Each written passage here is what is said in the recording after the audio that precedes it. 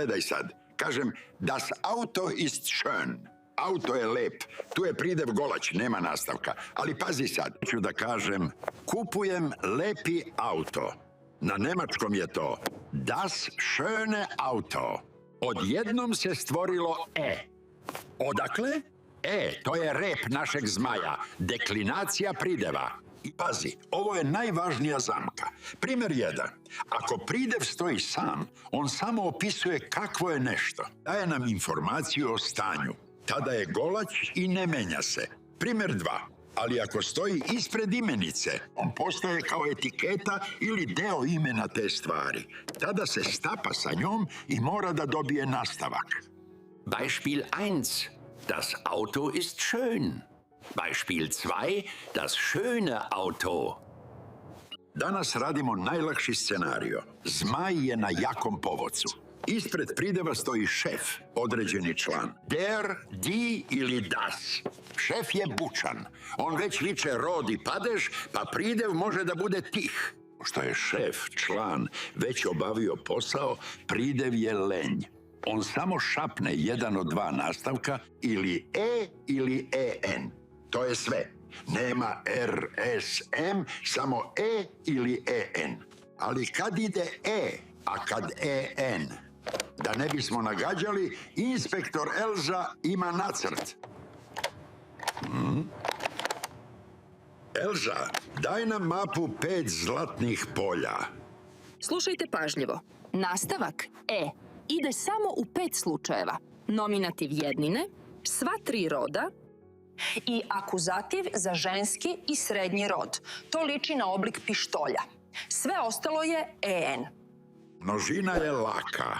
Tu je uvek nastavak EN. Die guten Leute. Ali pazi, u dativu množine i imenica mora da dobije N. Nije den guten Leute, nego den guten Leuten. Hajde da vidimo, dobar čovek. U nominativu je der gute Mann. Ali čim ode u akuzativ ili dativ, dobija EN. A u genitivu i tu je EN. Also, der gute Mann ist hier. Ich sehe den guten Mann. Ich helfe dem guten Mann. Das ist das Auto des guten Mannes. Kod žene i deteta je lakše. Nominativ i akuzativ su u zoni pištolja, samo E. Ali dativ i genitiv, oni su van zone, znači EN. Zum Beispiel, die gute Frau arbeitet. Das gute Kind spielt. Die Tasche der guten Frau. Das Spielzeug des guten Kindes. I jedan bonus trik. Reč derselbe piše se zajedno, ali se ponaša kao dve reči. Prvi deo je šef, der, a drugi deo je pridev, selbe. Dekliniraš ga isto kao pridev. Das ist derselbe Mann. Ich sehe denselben Mann. Nastavci su dosadni, ali su neophodni. Skini aplikaciju, skriptu i vežbanku. Da uvežbaš pravilo pištolja. Linkovi su u opisu.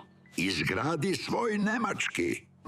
Danas je šef, der, bio tu da pomogne. Ali šta kad šefa nema? Šta kad je tu samo ein? Tad zmaj mora da preuzme odgovornost.